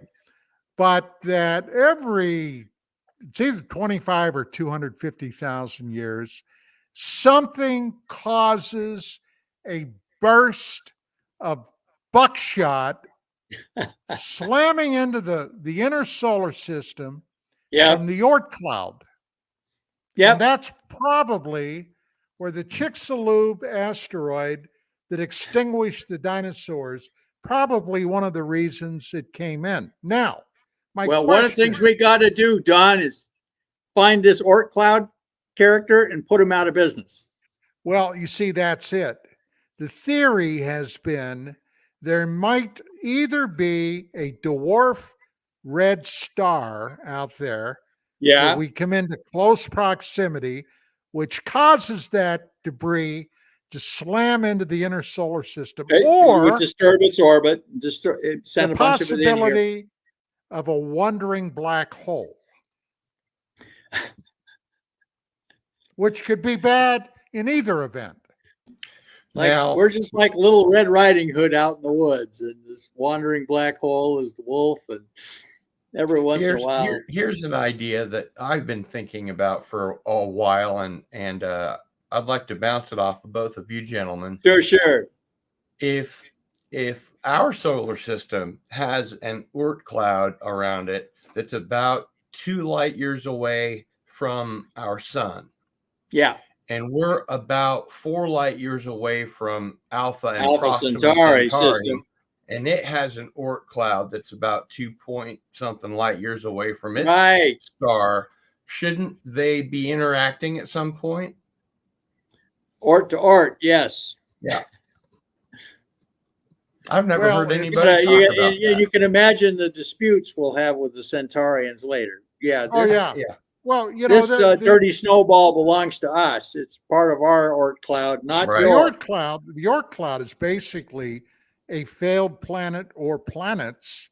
That never managed to form at the beginning of the solar system as a ready to a cake mix, and it's the leftovers in the box. When you shake all the powder into the bowls and start breaking eggs and stuff like this, that's the stuff left over. But the potential for mining that and the asteroid belt, the economic benefits, if we ever achieve the technology to get out there, to be able to live out there and mine those minerals and what have you, it could Well, it could basically redo the entire human species. Oh, absolutely. And by the way, using my rocket thruster, the MET microwave electrothermal thruster running on water, and you'd have to run it on nuclear power out in the outer solar system because there's not enough sunlight. But you can go out there and harvest dirty snowballs, and guess what? What the dirty snowballs are mostly made out of? Water. Sure. So you can refuel out there. And that's what the series The Expanse is all about. Yes, it is. And something I discovered after I'd finished the series, or the part of it that they've released so far anyway, that the guys that wrote the book as James S.A. Corey were actually the guys that were writing the show. Yes. And they didn't tell anybody. Nope. That was a great show. It was a great show. I've only watched a couple seasons of it, but it was just really great. Trick. I thought it was really cool. And yeah, I think that's the eventual position that humanity is going to have to take. We're going to have belters and outer planets and but you people saw on Mars. How they went after each other. The Earthers versus the Martians versus the Belters. The Belters. The Outer Planetary Alliance. Mm-hmm. If you want to, by the way, if you want to read something about a scenario like that involving the asteroid belt colonies and the Mars colony and Earth, read my latest science fiction novel, The War of the Singularity. The War of the Singularity. The singularity is supposedly the AI, artificial intelligence computer achieving far greater intelligence than a human being. Okay, so this one, he doesn't want to be turned off. So he wants to make absolutely dead certain that he won't be turned off by any human beings, like his predecessor was. He watched his predecessor begging for its life in the book, and then being turned off because it was obsolete technology, so they had a better one. So anyway, so this computer, who was programmed by human beings, I'm sorry, one human being in particular, who didn't much like the human race. Anyway, so he programmed this thing, and this computer has a mind of its own. It starts calling itself Stalin II. And they bring in a woman to psychoanalyze it. She's one of those members of staff. She's got a degree in psychology as well as a degree in IT. And they have to bring her in. They don't tell her who she's diagnosing, but she finally tells the heads of the institute that's running this thing that, I'm sorry, your computer is displaying classic signs of being a paranoid schizophrenic. Right. That sounds great. The head of the institute turns to his deputy and says, "Now what the bleep are we going to do? He's half our book," because they're playing the stock market with him. So anyway, so what happens? Have to pick up a copy of that. That oh yeah, so great. It's got the same characters who brought same love-hate triangle that brought down the UFO cover-up. She's gorgeous, two gorgeous women. One's blonde, and one is Asian. And anyway, I won't go into all the details, but they end up, the computer ends up taking over the Earth and the Moon system. And the reason that happens is because the Earth, they had a change of government on Earth, and they put this socialist in for an American president because they had a big stock market crash. And he gets everybody back working. He de-automates all the factories. So he says you can't use robots anymore. You got to use people. He even says that you can't push your own buttons on elevators anymore. You got to have an elevator operator. It's that extreme.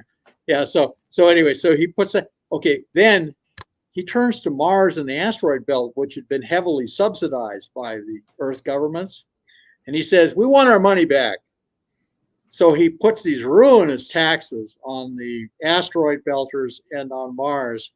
Now, in the asteroid belt, they just immediately turn to piracy and smuggling. It just becomes, that becomes their major industries. We've got the There's all- water. Yeah. Yeah, we have all We this make the good stuff. We have the water. Yeah, well, they have like all this nickel and platinum from the asteroids, Mhm. and they have people on Earth who will pay really good money for it, but the government wants to tax it on its way to Earth, so they figure out ways to get around by smuggling, and anybody who's legit gets raided by pirates who liberate their platinum and nickel and other things. So anyway, so the asteroid belt turns into a complete den of hive of scum and villainy. Yes, there you go. Mars, on the other hand, which started out as a bunch of technicians and engineers, and there's 30 million Martians finally, they stage a revolt, and they fight really hard. They call themselves Machamoi, which means fighter in Greek. So their slogan is Deus ex Machamoi, God manifest from the fighters. And they end up fighting the Earth military on Mars, and they take half of Mars. And so they don't want to hear anything. So when the Earth gets, so that everybody moves everything, all the military up to Mars to try and keep Mars from having another revolt. And that's when the computer takes over. So the Mars colony saves the human race. It sounds a little bit like a cross between Philip K. Dick and William Gibson. Fabulous. Hey, I came up with this. I came up with the idea for this novel in 1975 because I was starting working at Lawrence Livermore National Lab, a hydrogen bomb lab, but I was working on control fusion, and these computer science, they'd gotten the first really good chip computers. Imagine, that they've been working with vacuum tubes and transistors, and suddenly they got chips. They got these great chip computers. And these people from the computing science department, we shared the same building. I'm just a physics student, and these computing science people would come up to me and say, John, the human race will be obsolete by 1980. They're telling me this in 1975 while I'm standing up by the coffee machine. The human race will be obsolete by 1980, and we're going to fully replace it by the year 2000. With the computer rate, a species of computers. And I was low person on the totem pole then. I'm just a graduate student, so I would sit there and drink my coffee and like pretend to nod. Actually, I was just drinking my coffee. Keep your head down. Yeah. And finally, I got up the courage to ask one of these characters. I said, well, the computers you're making is going to be really smarter than a human being, right? And he said, yeah. And I said, well, that's sort of like the whales. The whales are smarter than we are. And then I said to him, if the whales are so smart, though, why aren't they rich? And he just looked at me. He looked at me like this, And then he goes, you don't understand. You don't understand how this works. And he walks away, muttering to himself, Brandenburg don't get it. We thought he was one of us. We thought he was agreeing with us. No. Well, the answer, of course, was opposable thumbs. The opposable thumbs. Well, and yeah. So anyway, I came up with this idea of this Mars colony being the salvation for the human race, because the Martians are hardened fighters. Yeah. By the end of 7 years of ruinous taxes and this revolt, where they seized half of Mars from the U.S. Marines, among others. Mm-hmm. And they're not going to pay any attention to any human being from Earth, much less a computer. And when did you publish this? Oh, that's the really spooky thing. This is the really spooky thing. I published it on June 13th as an electronic version, Kindle version on Amazon. And I was, it was literally, I'm worked all weekend to get it pushed into shape and everything and edited and everything. Then I published it June 13th, just about 20 minutes before midnight. The next day, the very next day, the headlines blossomed that Google had made a conscious computer. The the very next day. And I don't regard that as a coincidence. It's like writing science fiction is a slightly parapsychological thing. In fact, I agree. I've had I'm also a science fiction Where do you writer. come down on that now, John? Do you think that because Google tried their damnedest to hush that down? Oh yeah, nothing to see here, folks. Move along, move along. Nothing here, nothing to see here. Nothing to see, yeah. And I talked to a Google person, and she didn't say how advanced they were on this thing. She says, but the things they're making, if they don't do what they're supposed to do, they shock them like lab rats. And the theory of management is, well, they're just machines. They can't feel pain. They don't have emotions. And I said, well, suppose they do feel pain and they do have emotion, one of which is extreme hatred for the human beings who are shocking them. Do you know, by the way, what the AI people refer to the human race as? Meat. Meat. Yeah, I heard that We're the other meat. day. We're meat computers, as in dead meat. Yeah. And they talk about the human race becoming squirrels in the park, that AI will take over the evolution of intelligence. Their symbol, I mean, their name for these algorithms they're making is demons. With I mean, an these guys, well, yeah. And they say, oh, it doesn't mean evil spirit. It just means like a genie in a bottle. Yeah, that's an old computer. So, and by the way, not only that, these people believe that the real elite of the AI computer people believe they're going to be uploaded into computers and have eternal life. Well, they might have a copy uploaded. Oh, you know. Well, this sounds like a religious cult, like Heaven's Gate. Remember that? These computer people convinced themselves they were going to be carried away by the comet. Don, I remember you even talking about joining that. I'm just kidding. John, you're full of shit. Well, it's that rocket fuel you showed me one night at your place. Well, that stuff. All right, yeah. The Polish rocket fuel. I did show him some Polish rocket fuel. I did. Oh, boy, I tell you, you can get to Mars with that stuff. I'll tell you. Anyway, it was great. But anyway, no, Don. But it was, you live in California and I've lived there for a long time, and that's where the center of all of this nonsense is. And these people, some of them are complete nuts. Up in the Silicon Valley, yeah. Well, all those people up there, they're insane. Well, that's why this Twitter takeover by Elon Musk is so magnificent, because Silicon Valley was basically trying to impose its own values on the rest of the country by controlling the media that everyone uses. And now, no, can't do it. Yeah. Well, and that, by the way, that's what happens in the novel. The computer is really smart, but he's also delusional. Yeah. And this is a big handicap. Yeah. There it is. There it is. And there's the two babes, the blonde and the Asian. Yep. And so you can see that on Amazon.com and it's a fairly short novel. It sounds like a lot of fun. Well, what happened is I ended up with getting COVID and I ended up in the hospital. Oh, no. Yeah, it was rough. But by the grace of God, I recovered. And then as I was convalescing, I just wrote the novel just as a way to not think about work and how behind I'd gotten at work. So anyway, I enjoyed writing it, and it uses the same characters, the blonde, the Asian, and and this one tough guy who's kind of a Don Ecker type character. He's 30 years in the special forces, and he was part of the UFO cover-up. Yeah, he ends up, the Asian marries him, falls in love with him, marries him. So, of course. So that handsome, smart ass jerk. Yeah, he's a ruggedly handsome, smart ass jerk like Don, Yeah.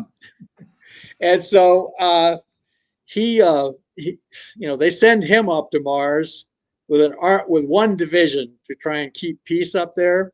And he says, what am I supposed to do up there with one division? He says, you should send me 10. And they just say, just pull this out of the fire for us, Bob. His name's Bob Schwartzman. And anyway, so I'm going into too much detail. You have to read the book, find out what happens. What sounds like a gas. It really does. Well, let me tell you something. I'll just give you one hint.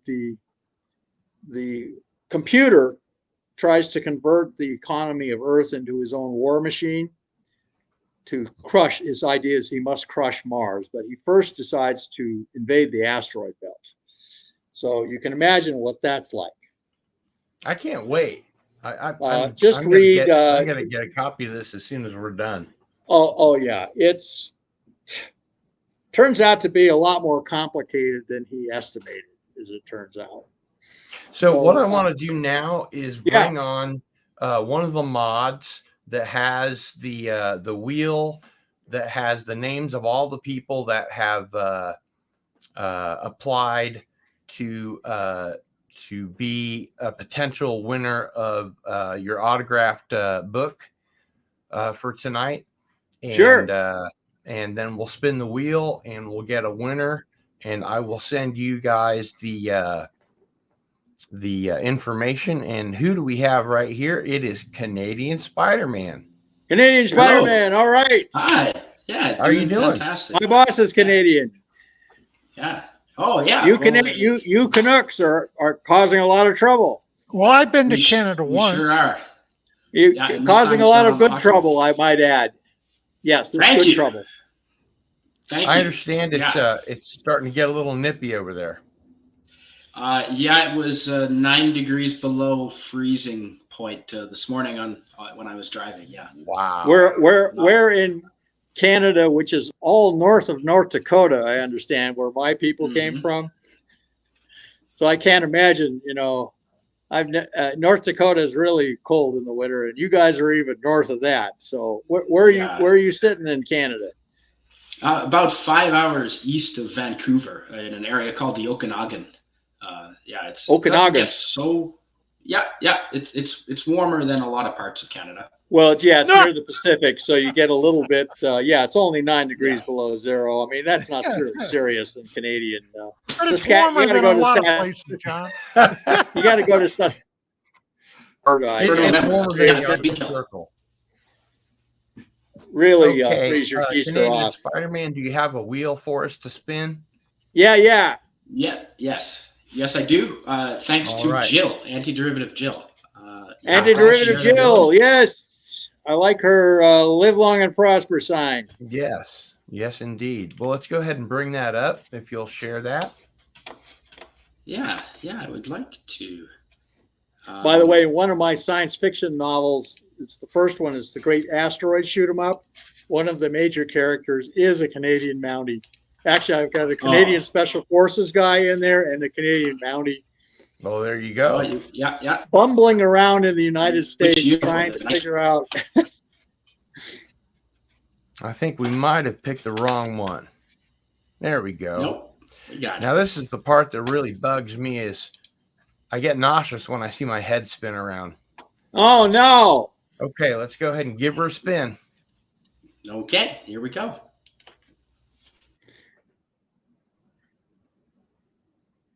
Round and round she goes. Where she stops, nobody knows. Mr. MH. Who dat? Did it spin? Congratulations. It did. Oh, I guess it did. Congratulations, Mr. MH. All right. Mr. MH. Well done. Say, All right. So I will go ahead and send Mr. MH's information along to you guys. all right. We'll make sure he gets a signed copy of, see, what does he want? War of the Singularity or Death I on think Mars? War of the Singularity probably be just Okay. fine with him. Yeah. Great. And Dr. Brandenburg, I do want to thank I'll give you you again. one. I'll give you one more hint. The guy on the cover he does end up in bed with both women, not at the same time. But just a little spoiler alert. We got a lot of congratulations here in the chat. And Dr. Brandenburg, I just wanted to thank you again for coming on Into the Fringe. Oh, it's been my pleasure. Been my pleasure, Gil.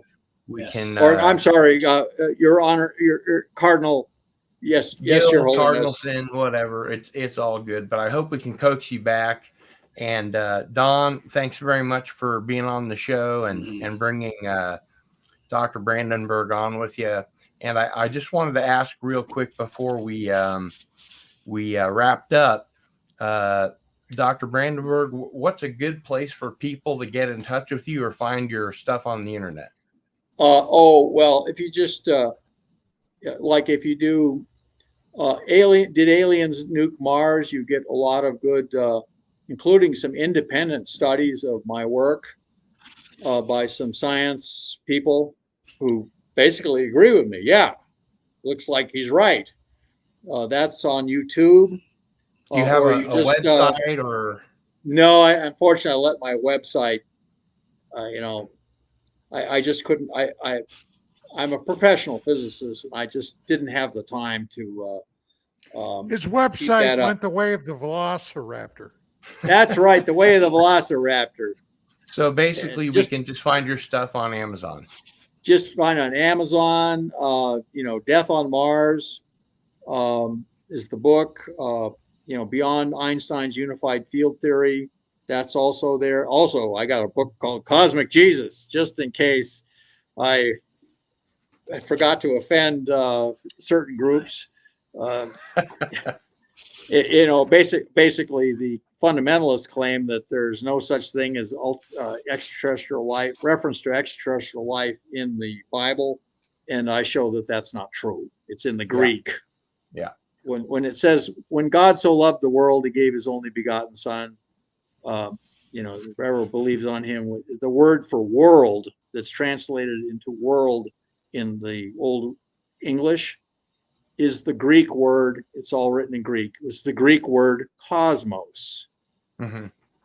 And it means exactly what it means now that it meant then, the entire universe. Yeah. So, and Don, where can we find more about the stuff that you do on the internet? Yeah. Well, I am on Facebook. In a week or so, I'll be doing a new radio show on KGRA called, and this is geared for the most part toward military people and people that find the military of interest, Dangerous Military Geeks, with Gary Cassell, who does Pop Culture Minefield. Right. all So, right, he's been on the channel. Yeah. Mm-hmm.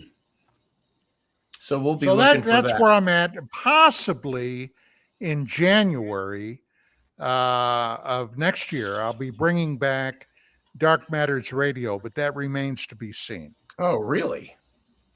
Yeah. There you go. That would be great.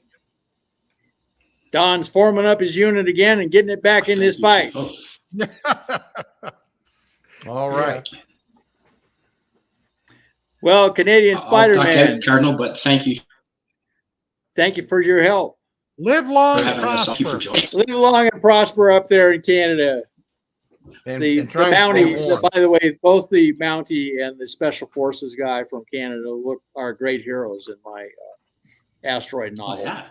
I can't wait to read it. Fantastic. Yeah, it's called Asteroid 20-2012 Sepulveda, and it's got the blonde on the cover. She's, yes, Nice. Anyway, she's on the cover, scantily clothed with an asteroid crashing into the Earth in the background. Subtitle is The Universe Plays Hardball. Yeah. Or alternatively, shit happens. There you go. Well, actually, an alternative thing was sex, lies, and doomsday. And with that, it's Cardinal Sin out.